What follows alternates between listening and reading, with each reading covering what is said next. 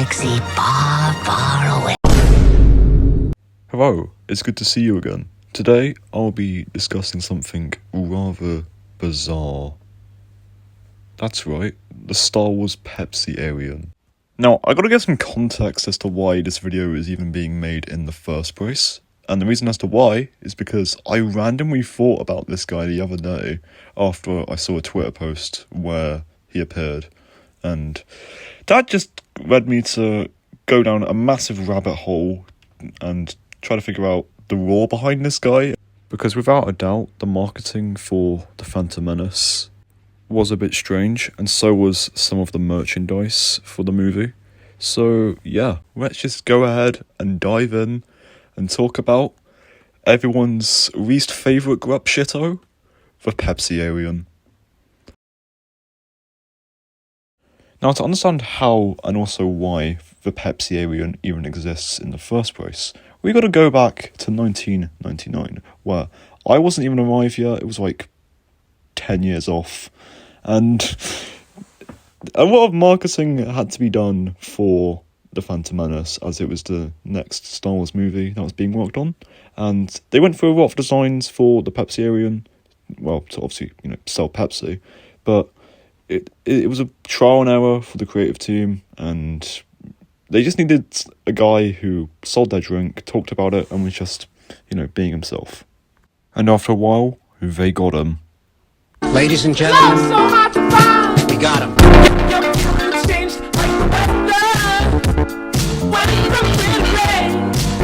Marfalump had officially been born. All they needed to do now was put him in some ads. Luckily, there was a solution. A very simple and easy solution. Marfalump! Are you downstairs again, honey? Oh, not now, Ma. I gotta get out of here. I'm late.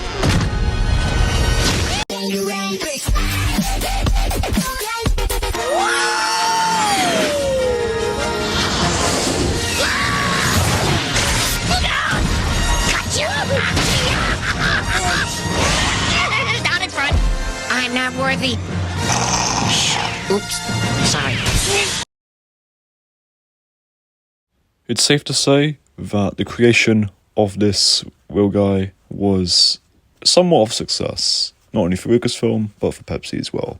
Now, in terms of which Pepsi mascot do I think is better when being compared to the likes of Pepsi Man and the Pepsi alien, my mind somehow goes to the Pepsi alien, despite the fact that Pepsi Man had a video game that was only exclusive in some Asian countries, I think.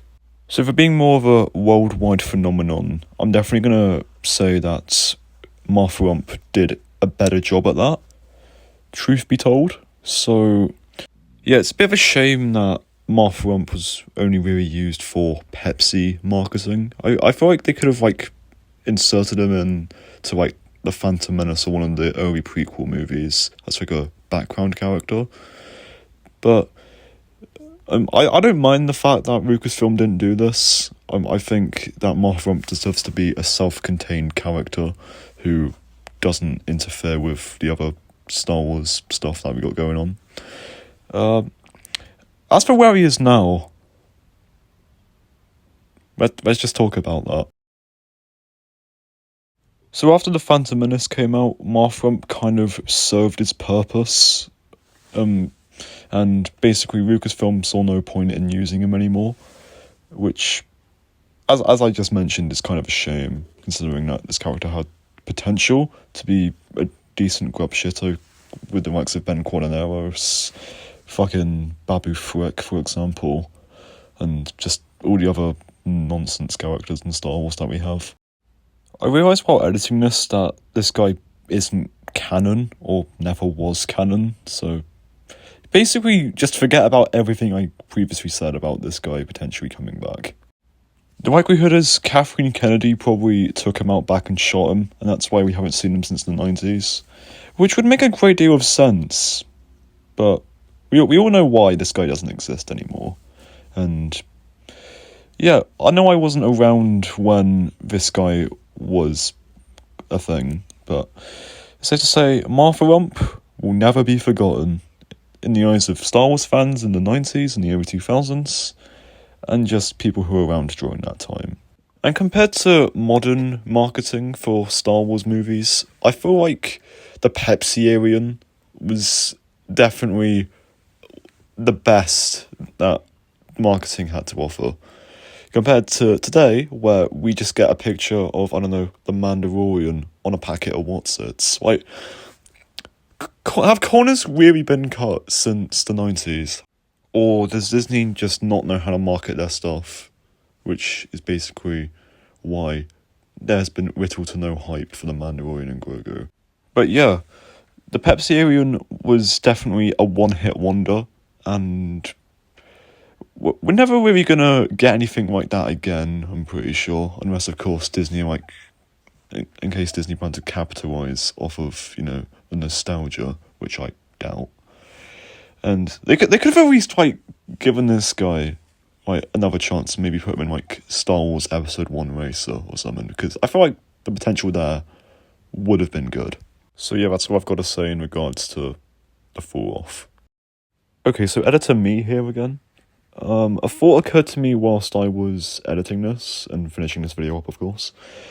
How did Marfalump, like, come about, like, you know, realistically? Like, was he adopted? How was this guy born?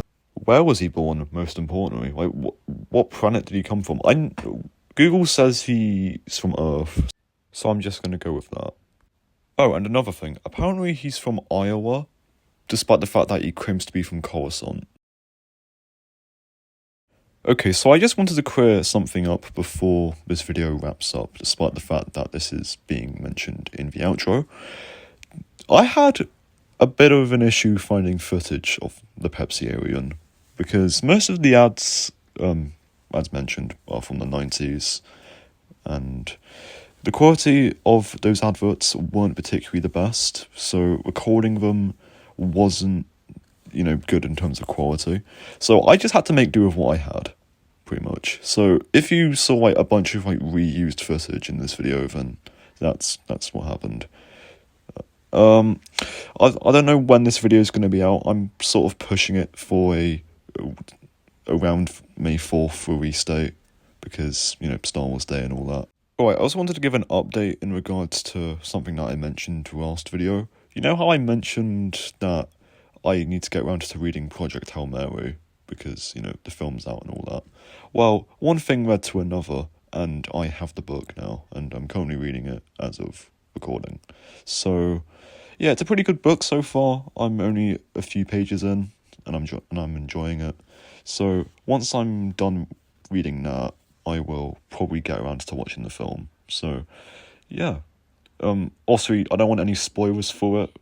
To be fair, I've heard good things about it. And yeah, that's enough about that. And as for what's coming next, after this video, I don't know. It's a bit up in the air right now. So, expect some, like, VODs to be released, because I'm getting back into streaming after, like, a 2-month absence.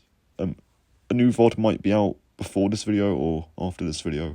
I don't know, it's hard to tell, because my long-form schedule and also my stream schedule is going to be a bit mixed, because, you know, college and stuff. So, yeah, just bear with me whilst I figure things out and get stuff out the way. So, yeah. I appreciate you guys watching this video, depending on how far you made it. If you made it this far, just give me your takes on the Pepsi era, and I will probably heart your comment. And I feel like as soon as this video goes live, the amount of Marfalump shills there are in this world is going to increase astronomically. Look, he may not be in Fortnite, but me making a video about the Pepsi era is definitely going to help gain some attention to this guy. But hey, at least I haven't made a video talking about the Jar Jar Binks lollipop. Oh my god, bro. Oh, hell no, man. Anyways, guys, thank you for watching, and I'll see you all in the next one. Bye-bye.